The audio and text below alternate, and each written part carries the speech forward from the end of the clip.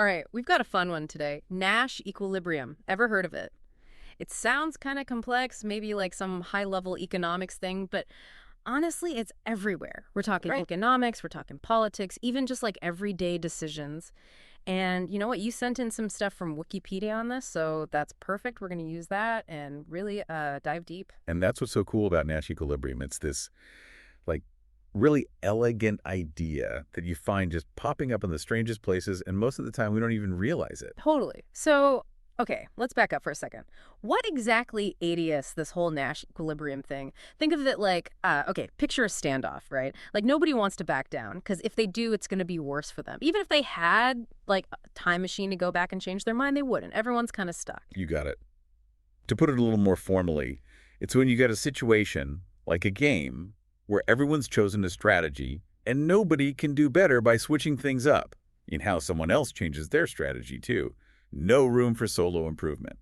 Gotcha. Okay, that makes sense. But can we get a real world example in here to really see how this plays out? Because the Wikipedia stuff you sent mentioned something called the coordination game. Oh, perfect example. Imagine you're driving towards another car, right? Head on, Yeah. total disaster about to happen. You both got to swerve to, avoid becoming a headline, but which way do you go, left or right? And the kicker is you got to make that choice knowing the other driver's got the same dilemma, right? Talk about pressure. Exactly. So if you both swerve left, boom, Nash equilibrium. You both avoid the crash. Everyone wins. Best possible outcome.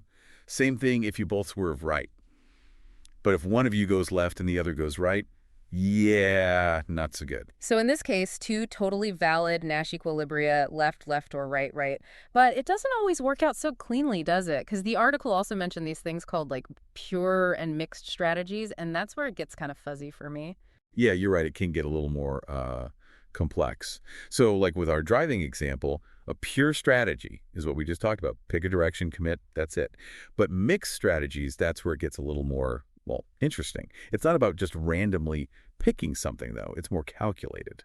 So less about flipping a coin in the driver's seat and more about what exactly? Think about it like this. It's you're trying to figure out the odds, the probabilities that make any choice you make basically unattractive to your opponent. Hmm. Like you want to make them go, well, if I do this, then that might happen, but if I do that, Yeah. you want them stuck.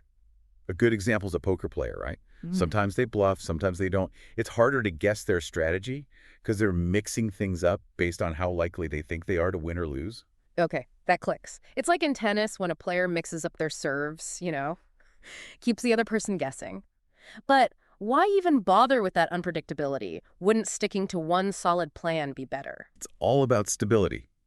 Let's rewind back to our driving example. If both drivers are like 100% certain about swerving one way, even if it seems counterintuitive, that's actually more stable than if they were both 50-50 on which way to go. Because even a tiny error in judgment or like a gust of wind or something could spell disaster if they're not totally in sync. Okay, so that's how Nash equilibrium works in a, well, life or death driving scenario. But it feels like this concept is way bigger than just avoiding car crashes, right? Like in the Wikipedia excerpts you sent, it talked about using this for way more than just that. Oh, absolutely. Nash equilibrium, it's everywhere. We see it in how networks are designed, how resources are shared, even in how cities are planned. One really cool example is something called Brace's paradox. Have you heard of that? Oh, yeah. That's the one where, like, common sense goes out the window, right? Like, you think more roads would equal less traffic, but that's not always how it works out. Exactly. And that's the paradox. It all comes down to this. When you add a new road, drivers, because they want to minimize their own travel time, will often all try to use that new road, and it actually makes traffic worse overall. It's not just a traffic thing either. This pops up all over the place. Like I said, networks, resource allocation, city planning, you name it. That's why understanding these kind of unintended consequences is so important. It's not enough to just throw more resources at a problem. We got to think about how people actually behave. So we've got traffic all figured out.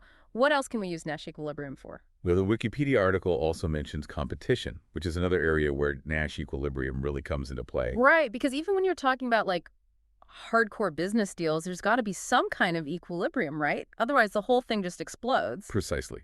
Let's say you've got two companies, right? And they're both going head to head, trying to grab the same market share. They've each got to decide how much to produce, but they also know if they make too much, the price is going to tank and everyone loses. So it's like our driving example from earlier, only now, instead of swerving, they're like battling it out with pricing guns. A very apt analogy. There's actually a simplified version of this in the Wikipedia article. They call it the competition game. Basically, you've got players choosing numbers, and the lowest number wins.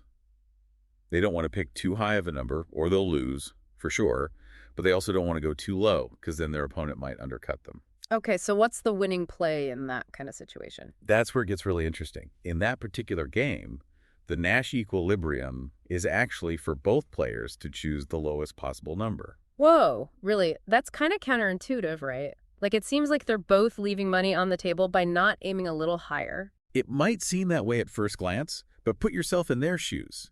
If one of them tries to get clever and picks a higher number, hoping the other player goes even lower, they risk a much worse outcome if the other player doesn't play along. So even in a super competitive scenario, there's this underlying pressure pushing them towards a stable state. It's like this weird balance where neither one wants to rock the boat. So even when it feels like the obvious answer is to aim for the most you can get, sometimes the most rational move is actually to go for what seems like the safest option. Exactly. And this actually highlights a really important point that a lot of people miss when they're talking about Nash equilibrium. Just because a Nash equilibrium exists doesn't automatically mean it's the best possible outcome for everyone involved. Sometimes you get what's called collective suboptimization, where everyone acting rationally in their own self-interest actually leads to a worse outcome overall. Okay, hold on. Now you've got me really intrigued. It sounds like we're about to get into the weeds a little bit here, exploring how sometimes the most obvious answer isn't always the right one. You got it. Remember, the whole point of Nash equilibrium is that each player is picking what's best for them based on what they think the other players are going to do. It doesn't consider the possibility that maybe, just maybe, there's a way for them to all do better if they work together instead of constantly trying to outsmart each other. Hold up. Are you saying that sometimes the best strategy is to just chuck the whole strategy thing out the window and just try to, like, be nice and cooperate? Not quite, but it is super important to realize that the most optimal outcome, at least from a purely self-interested point of view, might not actually be the best thing for the group as a whole. Do you have an example to illustrate this? I think it would really help to, see this concept in action to really grasp it. Absolutely. Now, it's not mentioned specifically in the Wikipedia article you sent, but probably the most famous example of this is the prisoner's dilemma. Oh, yeah, the classic. I'm familiar with this one, but for the sake of anyone listening who might not be, could you give us a quick refresher? Sure. So imagine you've got two suspects, right? They've been arrested for a crime, and they're being interrogated in separate rooms. Each suspect has a choice: stay silent or betray the other one by confessing. Here's the thing. If they both stay silent, they both get a pretty light sentence, let's say 1 year.